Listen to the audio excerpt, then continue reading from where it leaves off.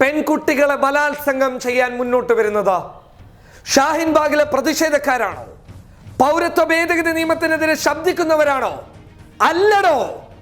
പൗരത്വ ഭേദഗതി നിയമത്തെ അനുകൂലിക്കുന്നവർക്കിടയിൽ നിന്നുള്ള ചില ആളുകളാണ് പെൺകുട്ടികളെ ബലാത്സംഗം ചെയ്യാനും സ്ത്രീകളുടെ സുരക്ഷയെ ചോദ്യം ചെയ്ത് മുന്നോട്ട് വരുന്നതും. ഉത്തരം വേണോ നിങ്ങൾക്ക്? ഷാഹിൻ ബാഗിലെ പ്രതിഷേധക്കാർ അങ്ങനെയാണ്, അവർ തീവ്രവാദികളാണ്, അവർ ഈ രാജ്യത്തിന് അപകടകാരികളാണ് എന്ന് പറയുന്ന നിങ്ങൾക്ക് ഒരു തെളിവ് കാണിക്കാൻ വേണ്ടി സാധിച്ചിട്ടുണ്ടോ അങ്ങനെ അവർ പ്രവർത്തിക്കുന്നതായി ബന്ധപ്പെട്ട്? പക്ഷേ നിങ്ങളിൽ പൗരത്വ ഭേദഗതി നിയമത്തെ അനുകൂലിക്കുന്നവരിൽ സ്ത്രീകളെ ബലാത്സംഗം ചെയ്യുന്നവരെ, സ്ത്രീകളെ ചൂഷണത്തിന് വിധേയമാക്കുന്നവരെ കാണിച്ചു തരാൻ ഞങ്ങൾക്ക് സാധിക്കും. അതെ, ഇത് വെറുതെ പറയുകയല്ല.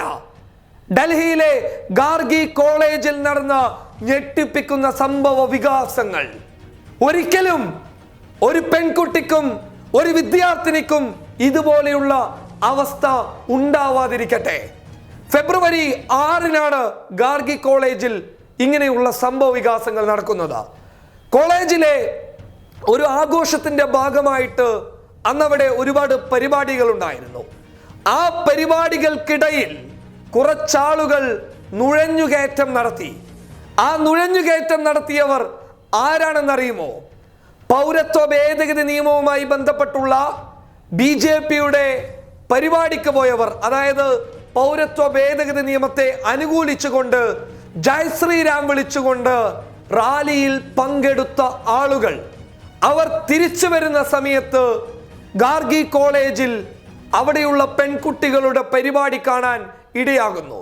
ഉടൻ തന്നെ ഗാർഗി കോളേജിനകത്തേക്ക് സംഘപരിവാർ പ്രവർത്തകരായ പൗരത്വ ഭേദഗതി നിയമത്തെ അനുകൂലിക്കുന്നവർ ഈ കോളേജിനകത്ത് കയറിയിട്ട് പെൺകുട്ടികളെ, വിദ്യാർത്ഥിനികളെ ലൈംഗികമായി ചൂഷണം ചെയ്യുന്നു. അത് എങ്ങനെ എന്നുള്ളത് അവിടെയുള്ള ഒരു വിദ്യാർത്ഥിനി ഒരു ട്വീറ്റ് ചെയ്തിട്ടുണ്ട്. അതായത് പിന്നിൽ നിന്നിട്ട് അവരുടെ അവയവങ്ങളിൽ സ്പർശിക്കുകയും അതുപോലെ തന്നെ ഇവരുടെ ലൈംഗിക അവയവം ഉപയോഗിച്ചുകൊണ്ട് പെൺകുട്ടികളെ ചൂഷണം ചെയ്യുകയും ഇവരെ നോക്കിയിട്ട് സ്വയംഭോഗം ചെയ്യുകയും ചെയ്തു എന്നുള്ളതാണ് അവിടെയുള്ള വിദ്യാർത്ഥിനികൾ കുറച്ച് ദിവസങ്ങൾക്ക് ശേഷം ട്വീറ്റ് ചെയ്തിട്ടുള്ളത്. കാരണം അവർക്ക് പേടിയായിരുന്നു.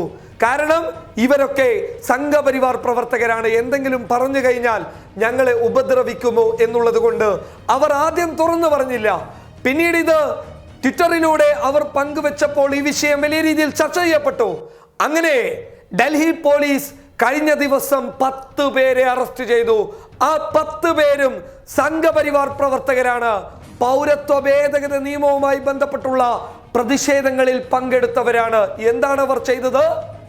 തങ്ങളുടെ സഹോദരികളായി കാണേണ്ട വിദ്യാർത്ഥിനികൾക്ക് നേരെ നിന്നുകൊണ്ട് സ്വയംഭോഗം ചെയ്തു. ആരാണ്? പൗരത്വ ഭേദഗതി നിയമത്തെ അനുകൂലിക്കുന്നവർ. ഇവിടെ എന്താണ് BJP പറയുന്നത്? പൗരത്വ ഭേദഗതി നിയമത്തെ അനുകൂലിക്കാതെ അവർക്കെതിരെ പ്രതിഷേധം നടത്തുന്നവരാണ് രാജ്യദ്രോഹികൾ, തീവ്രവാദികൾ, പെൺകുട്ടികളെ ബലാത്സംഗം ചെയ്യുന്നവരെന്നാണ് BJP പറയുന്നത്. ഇപ്പോൾ ആരാണ് പെൺകുട്ടികളെ ബലാത്സംഗം ചെയ്യാൻ, സ്ത്രീകളുടെ സുരക്ഷയെ ചോദ്യം ചെയ്യാൻ മുന്നോട്ട് വരുന്നതെന്ന് നിങ്ങൾക്ക് ഈ തെളിവിൽ നിന്ന് വ്യക്തമല്ലേ?